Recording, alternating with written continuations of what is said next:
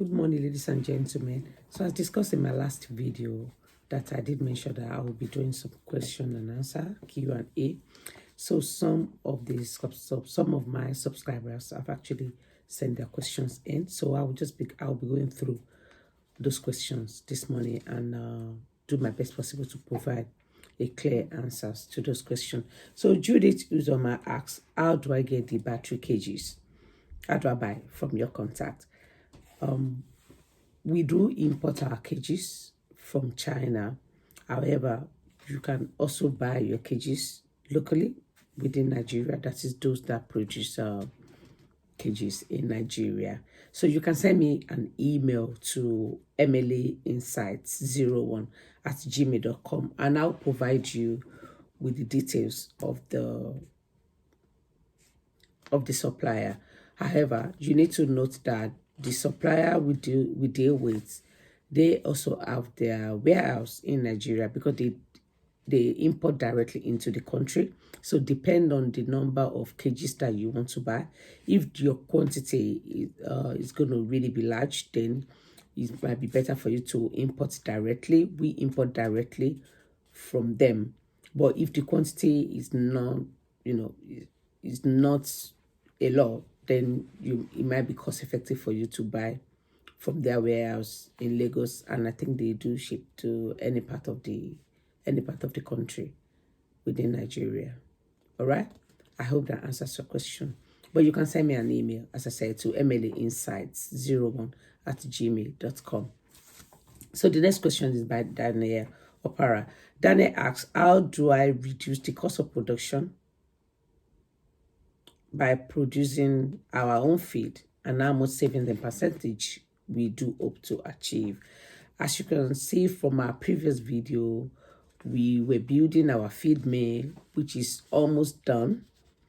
But however, we are yet to start milling our own feed ourselves. We're still buying from commercial feed miller. And the reason for this is due to the security challenge that is going on. There's a kind of a scarcity of soya and maize in the country.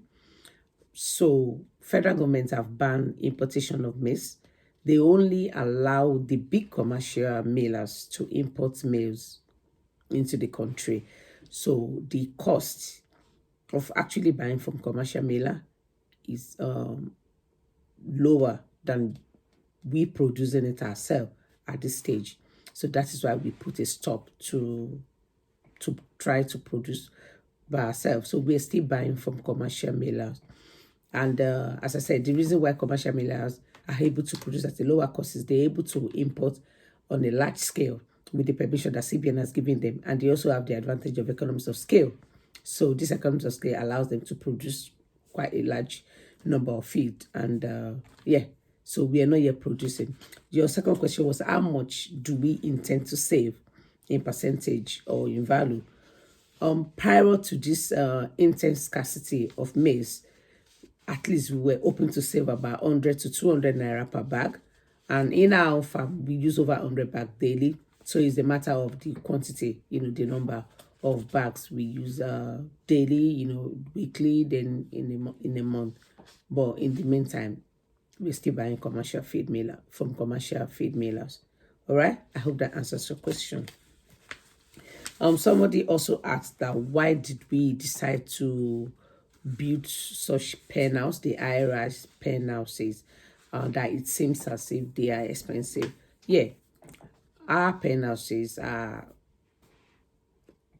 costly. Yeah, compared to probably the deep litter.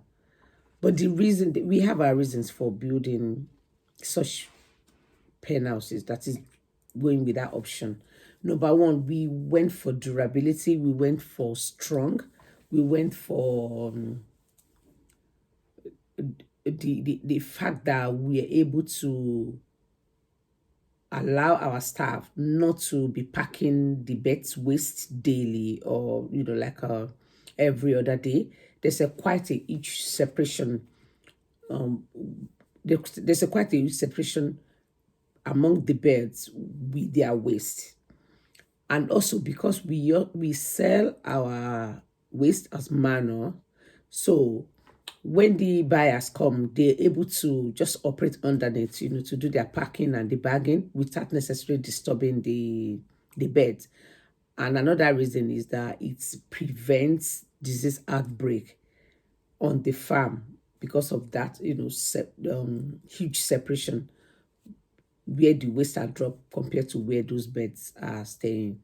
And as I said, for the staff, it allows our staff to concentrate on what truly matters rather than dedicate, some of their time to start packing waste daily or every 2 days. Yeah, and it's will last us for quite a while. We would not be needing to do repairs soonest because of the kind of structures that we went for. So I hope that also answers your questions. Another question being asked was the why that it seems as if our farm is not fenced. Yes, we are yet to fence our farm. What I mean fence as in to fence the whole farm area. A lot of people assume that once you buy the land, you have to fence. But for us, it's about cost management. We looked at the area where our farm is. We are not having any issue of land grabbers, or monile, and the villagers kind of have that interest in protecting our farm. So we will still do it. We will still fence. But however, we decide not to because it will be a sunk cost.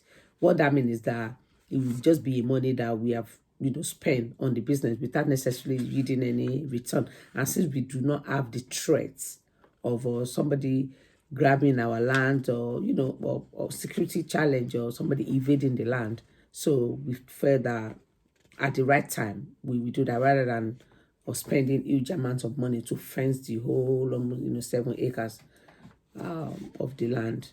So that is why we are yet to fence the farm.